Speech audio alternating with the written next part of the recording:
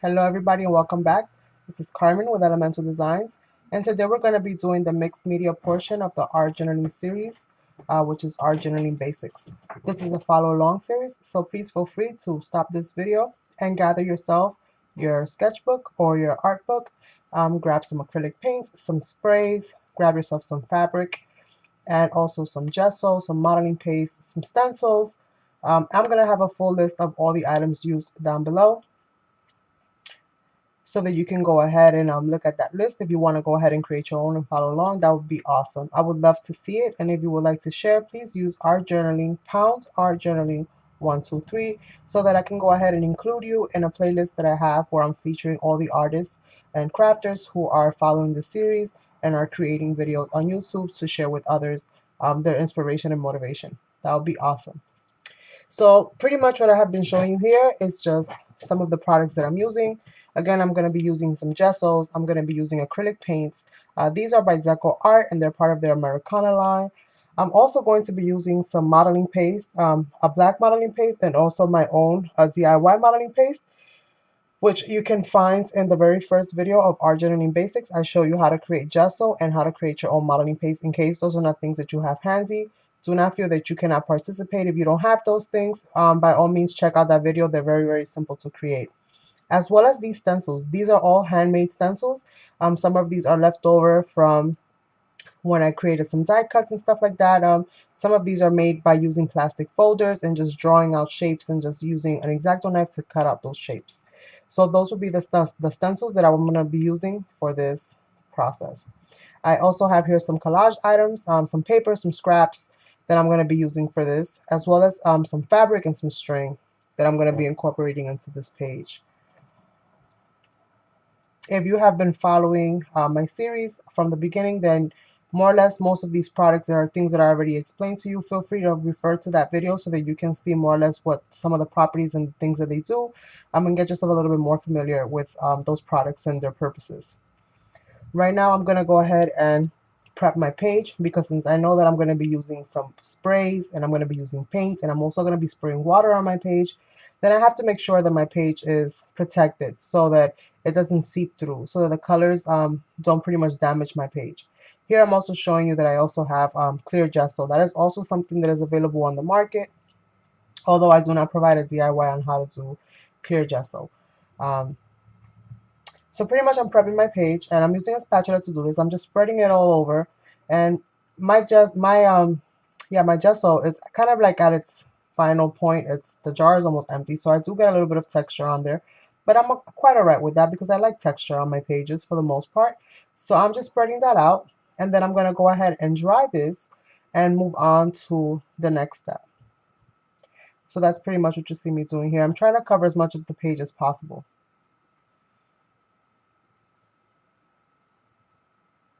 Then I'm just spreading that all out.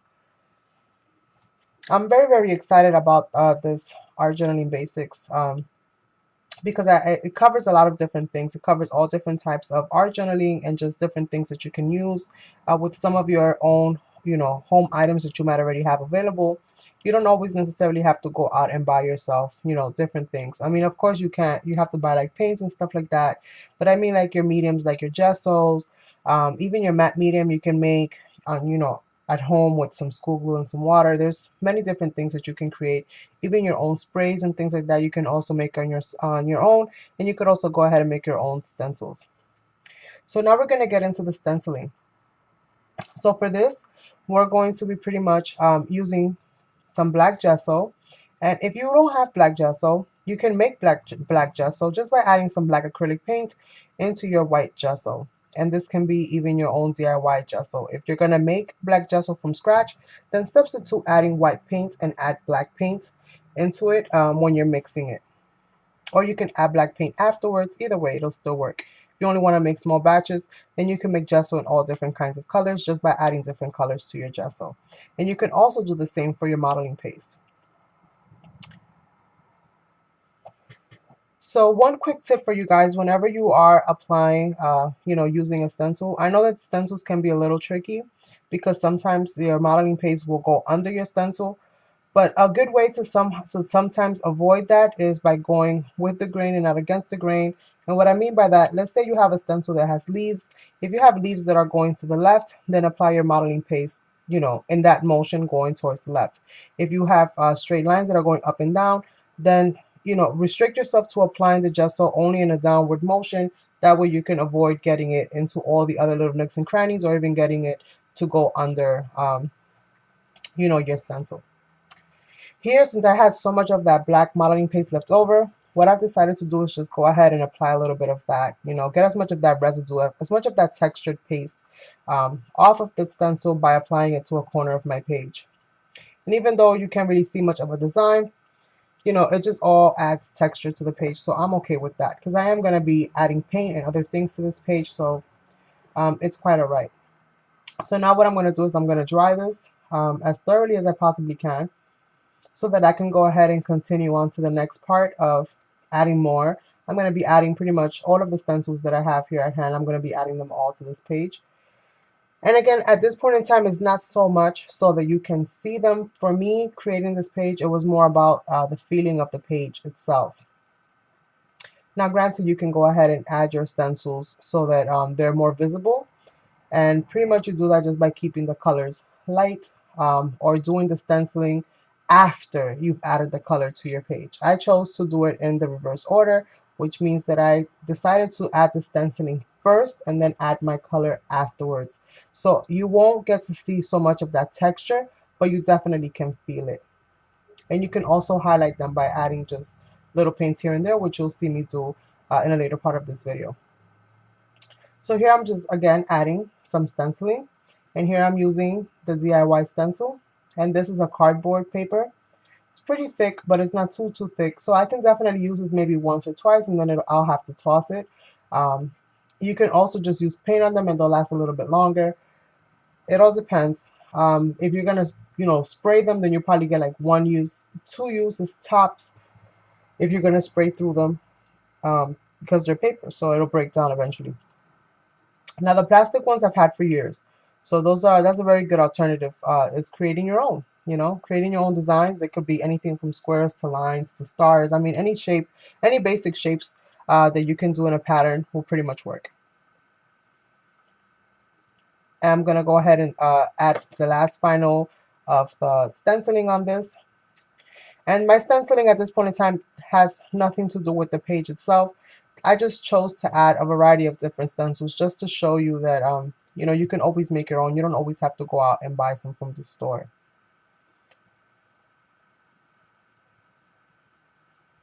And again, this is just for added texture, more so than anything else.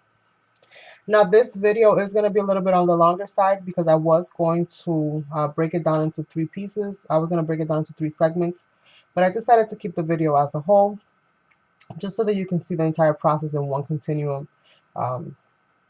Plus, I loved creating this page so much. I just want to show you the whole thing in one shot. I will do another more broken down version at a later time. So now we're going to be adding some color. This is the fun part. This is when we get to experiment with our sprays and our paints, and just add all kinds of colors to this. Now make sure that your page is thoroughly dry, that your modeling paste is dry, that everything is dry. Completely dry before you start adding your other paints and stuff like that, only because you're going to lift up some of that modeling paste. You're going to lift up some of that texture if you over wet them, if you oversaturate them. And try to dry in between, your sprays and your paints when you're adding all these different layers. Right now, I'm just prepping my paper because I know that I'm going to be doing collaging next. So I'm just prepping my paper.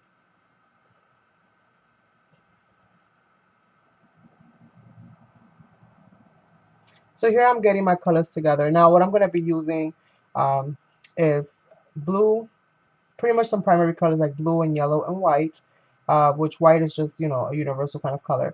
And then I'm going to be adding some pastel type colors. But if you don't have pastels, you can always generate your own pastels just by mixing them with white. And here I'm just going to start spraying down some of my sprays. Again, some of these sprays are by Decoart's media line, like that blue and that yellow are acrylic based. So pretty much what that means is that once they dry, they're permanent. They will not interact with water. But you can get them to interact with water in their wet stage. So if you spray it and then apply some water to it, then you can get it to move around, which is what I'm doing here. and just spraying it down with some water and just getting all of that movement, all of that flow, and then just drying as much as I can in between layers so that I can go ahead and add the next layers. And again, when you're first starting, when you're first creating your page and you're starting to add your colors, and if you're doing something like this, for example, where you're adding all these different paints and all these different things, at the beginning it might look kind of crazy to you. Your eyes might, not like it too much. Your mind might tell you like, okay, what the heck is going on over here? Are you losing it? Just ignore that message, ignore that warning, and just keep at it, okay? Keep at it. Because let me tell you, if I was to go by what the beginning of my pages look like, I would have been quit a long time ago creating any kind of art journaling or any kind of mixed media, anything. Because there's always an ugly stage at the beginning.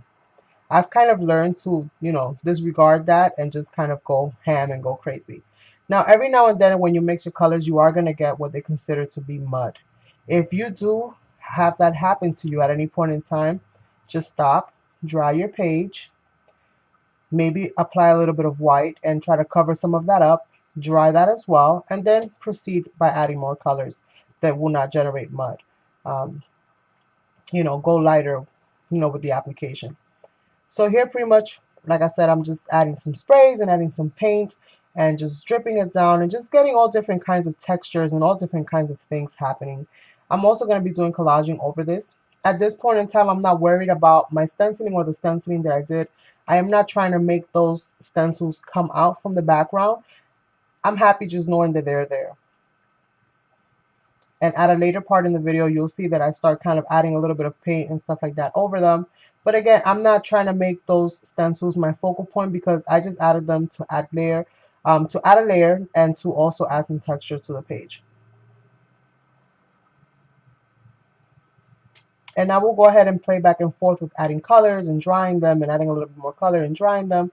For me, dipping my hand into the paint, dipping the brush into the paint, it is just a very relaxing thing. So once I get into the mode of adding paint, it's very hard for me to stop sometimes. And sometimes I don't know when enough is enough. So, don't feel bad if that happens to you. That just means that you're really enjoying what you're doing. That's a good sign.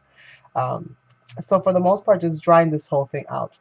Just drying it all out and adding paint wherever I feel that it needs more paint and spreading some of that paint out where I feel that I just added way too much paint. And adding sprays and adding paints and sprays and paint and back and forth until I feel that the page is just right. As long as you keep drying it, then you're pretty much okay. And I know that you see me using the heat tool and it looks like I'm applying it right over with my fingers. The reality is that no, I'm not. I'm actually pointing the heat in a different direction while I'm spreading that paint out, and then I go over it. So once I've thinned it out and I've blended it in, then I go ahead and I put the heat directly over that. Do not put that heat tool directly over your hands, you guys, because you will get burnt. I know it appears like that on video, but I was not applying the heat over my hand.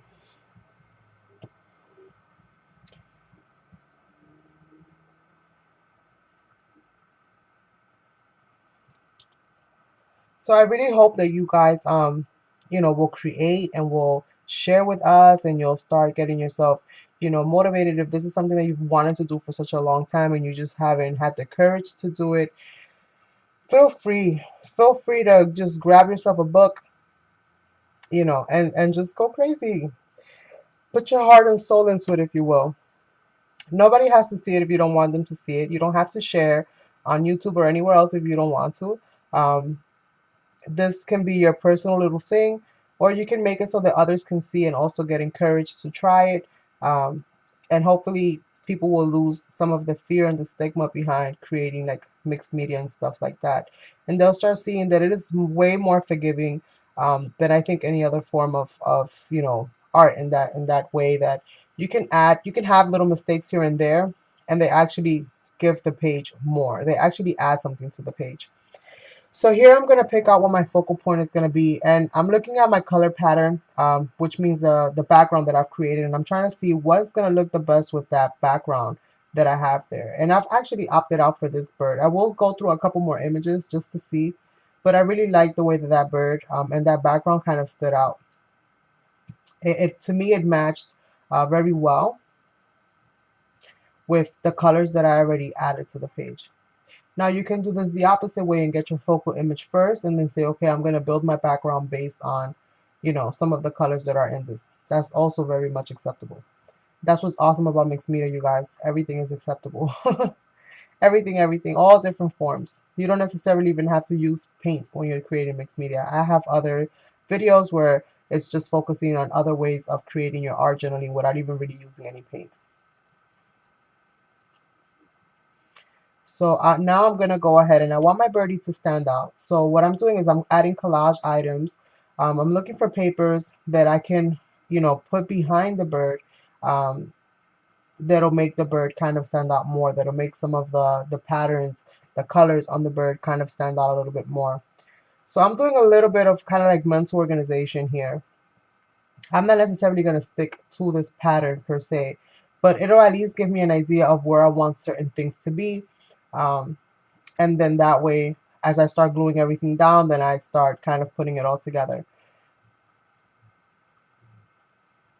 And nothing goes to waste here. I will be using most of those scraps from that calendar page, because that's what that is. That's from a calendar page that I purchased at the Dollar Tree. And I decided that it would be an awesome thing to have, especially because of all the possibilities when it comes to ephemera or centerpieces, you know, focal points for your pages, so on and so forth. So I had to have it. So here now I'm gluing down, and for this I'm using a heavy gel, which is pretty much very similar to a matte medium. So you don't have to necessarily have a heavy gel if that's what you're going to, you know, if you're going to glue down your collaging. You can use a matte medium, you can use decoupage. There's many different things that you can use, many different kinds of glues that you can use to seal down your papers and to add your collage items. That is just what I had handy because my matte medium is finished. I have used it all to its exhaustion point. Um, But yes, some of those papers that I'm using are actually patterns that I printed off the computer. So, you know, search online, you guys. If you don't necessarily have certain papers, so on and so forth, you can always capture some image, print some images out from your computer as well. That is a very handy tool.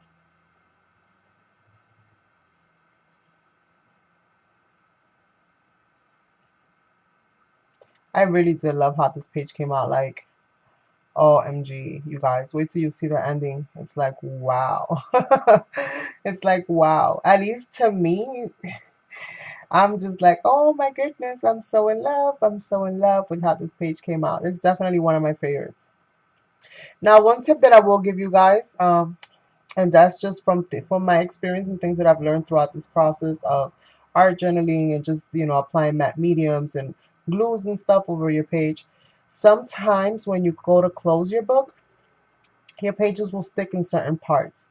So I've kind of, what I like to do, first of all, is I have a sock that I use as an anti-static bag whenever I'm doing heat embossing. And it's full of baby powder, just regular old baby powder. And when it comes to this, I've noticed that if I go ahead and just dab that all over the place, you know, I kind of slap it around a little bit, then that will help to absorb some of maybe the stickiness from the glue that is left over. Because sometimes when the two pages, since they're full of paint and they're full of glue, um, you know, it's almost like acrylic, that acrylic sticks to acrylic. So pretty much that's what ends up happening. You know, the things want to merge again, so they'll tend to stick to one another. So that's a good way to kind of alleviate some of that stickiness, especially if you've left it open for quite some time and you still notice that your pages are a little sticky and you don't want to run that risk. That's something that you can do. Another thing that you can do is actually just grab a regular, you know, printer paper, and just put it in between your sheets. Uh, you know, that way there's no stickiness going on. Every time you open your book, your page will be pristine. With time, that will go away. You know, the older the page gets and the drier it becomes, and that would eventually stop. But sometimes at the very beginning, you know, we're so eager and we close our book, and when we go open it again to go look at what we've created, we're like, oh no, it got stuck. So that's happened to me quite a few times. Not too bad of a damage, but you don't want it to happen, period. So that's a good way to kind of avoid that. So if you want to get into the habit of doing that, then you'll save yourself a lot of grief, especially after you've worked so extensively on creating your page. So back to the collaging that I'm doing here. So I'm just grabbing strips of paper and I'm creating a border for my page. You can go ahead and do this with some strips of paper, or you can go ahead and paint your border in or stamp it in, however you like. We're also going to be doing stamping on this page as well, but that'll come after I've done this. And again, like I said, I didn't want any parts of this page to go to waste because I really like the layout of that page overall. So I'm using as many elements from that calendar page as possible throughout this. It'll just kind of help marry the whole thing together and just make it look like it's all one cohesive page or spread.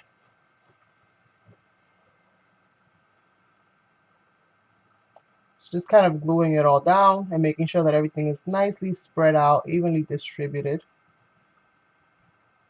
Now you might get a little bit of wrinkling with some of these papers. Don't worry too much about it. Remember, we apply texture first. So because we apply texture first, that is something that can happen, especially if you layer paper over some of those textured areas because they're a little bit more raised. You might get a little bit of wrinkling or a little bit of buckling in your paper here and there. But that's not too big of a, it's not too big of an issue. It just adds more character to your page.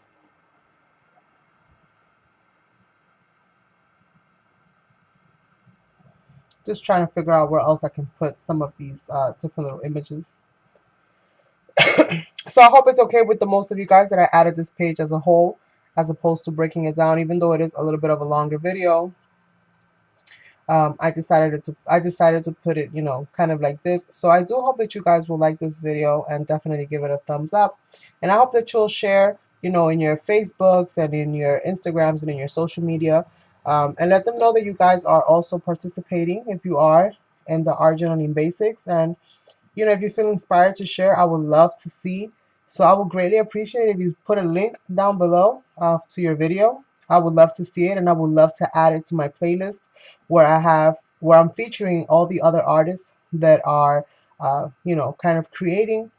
And it doesn't matter if it's, today or a year from now that you see this video. I would love to add you to the playlist. So it's never too late. As long as I get that message and you give me that link, I would love to share. Would just love, love, love to share. To me, sharing is extremely important because I learned a lot of things by watching others, and because of the other artists' courage to share, to share their work, to share their process, their thoughts, their ideas, the things that they've learned, the tips and things like that. So, it's an awesome thing to be able to give that forward. So here I'm doing some stamping, and pretty much I'm using archival ink because it won't move around with water.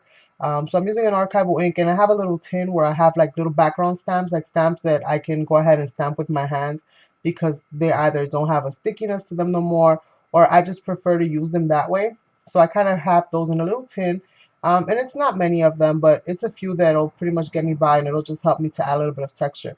Now down below I made a little bit of a boo-boo because sometimes when you stamp out your images, because you have matte medium or some kind of glue in the background, your stamping can kind of slide when you go to stamp. So what I'm gonna do here is I'm gonna apply a little bit of that alcohol and clear a little bit of that mess up. Now it won't clear it off all the way. I'll have a little bit of a smudge or a smudged area, if you will, but I'm quite alright with that. I just stamped right over and kept on moving. And that's how we do it, you guys. If anything, you can always hide it by adding a piece of paper, a collage item, or something like that. So I used a couple different stamps here. I used some foliage, some patterns, some text, and just little things like that to kind of get this whole page kind of going and pretty much kind of bring them all together. So here you see some of that text, some of those patterns, some of that foliage, little branches, and you get to see some of the colors and stuff that I used. I was almost tempted to give the little birdie a crown, but I was like, no, too much. Too much, too much. Um, so now what I'm going to do is, because I'm not really liking the way that that little clock area is looking because it's just too black for me.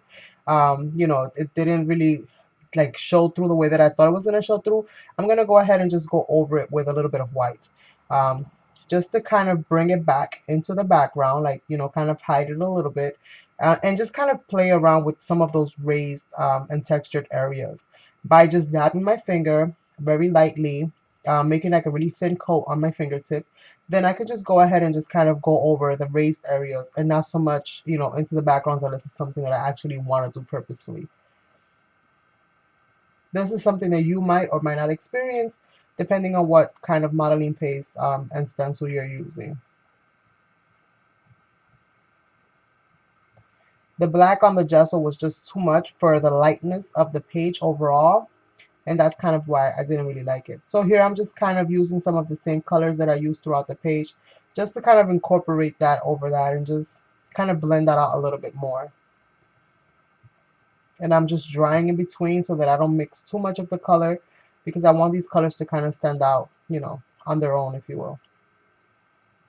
And if at any point you feel like you added too much of one color, just remember you can dry that out, add a little bit of white to kind of mask it a little bit, and then go back into with your desired color.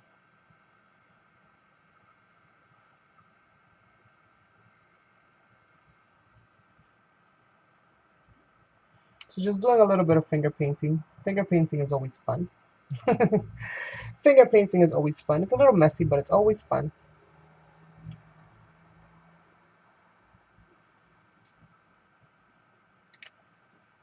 So now my clock went from looking like a clock originally to now looking like something completely different, which is quite all right. Again, it's mostly about texture in this page and not so much about, you know, creating some kind of a focal point where all the attention goes to that spot. Now that that's all said and done,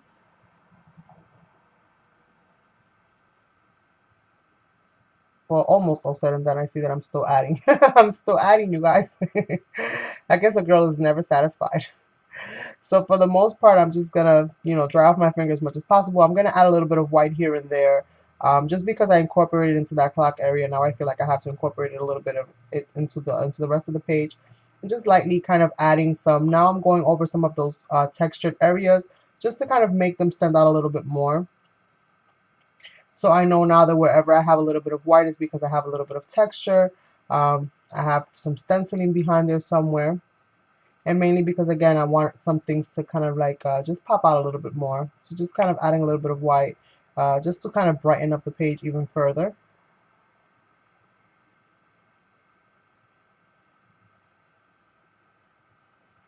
And I got way too much paint out on that one. I have to pour all that paint back into my jar because waste not, want not. So just dabbing it in and then spreading it out with one of my fingers is not too wet. Just to kind of soften it up and blend it out as much as I possibly can.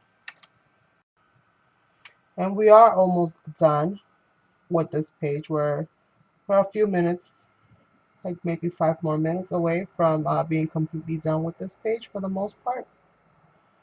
And again, just smudging out some of that white paint and just, you know, blending it out as much as I possibly can. And then the last thing that I'm going to be doing, I'm going to be using that Nature's Beauty as the image for this. But I did kind of mess up on that because I fixed it afterwards, but during the video process, I forgot completely. I was so mesmerized by the picture itself that I completely forgot to take out the part where it says 2018 calendar. So yes, I did actually fix that, and I added a piece of ribbon over that part of it to kind of cover it up, and I added like a little something something to the, you know, to just embellish it a little bit. So I will cover that up, but unfortunately I didn't do it during the video. So yeah, you know, be mindful of what you're using just in case, you know, so you don't end up with the same boo-boo that I did. So here I'm using some Faber-Castell Pip pens. I've spoken about these before, and these are pretty much India. Sorry about the racket. It's pretty much India ink, and it dries permanent once it's dry, but in its wet state, you definitely have a few seconds to kind of go ahead and smear that out a little bit. And you use this marker on non-porous surfaces, and that's why it's very important when you're doing these kinds of things to seal your page with either a matte medium or some type of a sealer just to make your page non-porous. So here I'm going over the vine, the twig, the bird, just different parts of it. And I'm also going to start kind of going into these flowers and just making each petal kind of stand out a little bit more so that the flower itself is not, you know, kind of so in the background. I wanted it to stand out a little bit more. So I'm using 2 shades of pink to kind of achieve this and just give the flower itself a little bit more shadow, a little bit more life, a little bit more color. And as you can see, it's starting to already pop out a little bit more than it did before.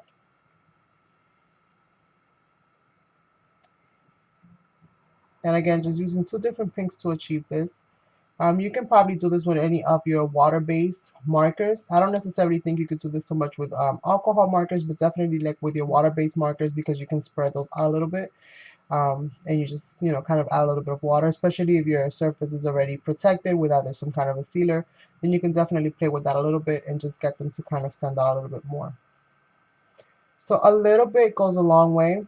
Just that little bit of detailing that I did on those flowers really, in my eyes, brought them up a lot. It made them stand out a lot more. They look more vibrant now than they did before. I'm going to do the same thing with the bird, and I'm going to apply some colors to the bird as well, like the blue and the green, and that beige color that he's got. It's like a yellowish kind of tone. I'm going to intensify some of those colors a little bit with some Faber-Castell. And I'm also going to doodle a little bit. I'm going to add a little bit of white, white tones and white highlights to the bird. So here I am kind of highlighting some of those features, some of the feathers, and I'm going to make it my own image by just adding some circles and some lines and just adding a little bit of doodling to that as well. That part of it is not completely done. But here I'm adding a little bit of that yellow again to intensify some of those colors and just kind of make this bird really, really vibrant. Make him really the center stage, the focal point of my page.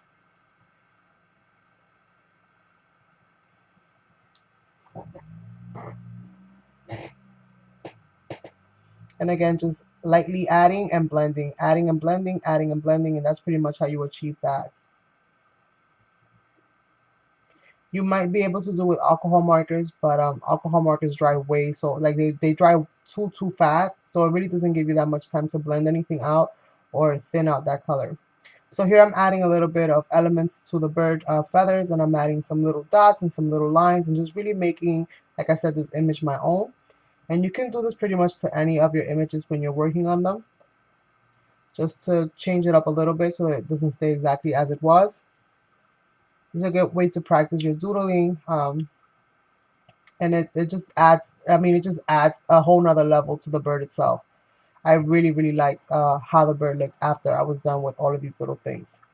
And it really, like, doesn't take that much time at all to get it done. Really, really quickly. So here I'm adding some brown, but what I'm going to opt to do is also add in some black for the shading, just to make it really, really stand out even further. Just because I felt like the bird was still not standing out as much as I would have liked for it to have stood out. And I'm adding a little bit of shading to some of the collage elements that I added, just again to add a little bit more interest behind the bird. And because everything is covered with matte medium, I'm able to do that without a problem and just kind of blend those colors out.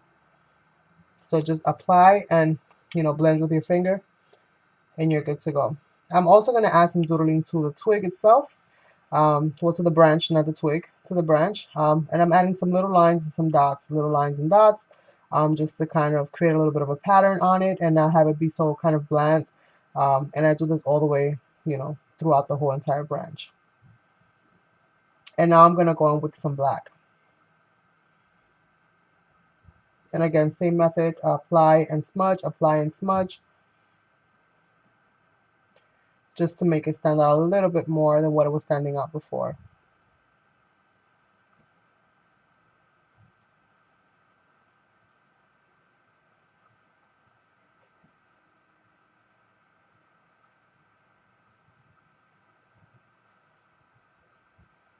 And it just really adds a whole nother level to your image.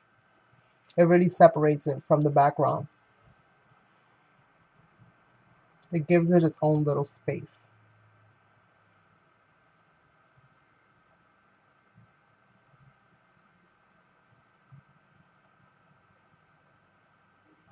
I look forward to hearing from you guys. What did you think? Is there anything that you would like to see me either cover or do?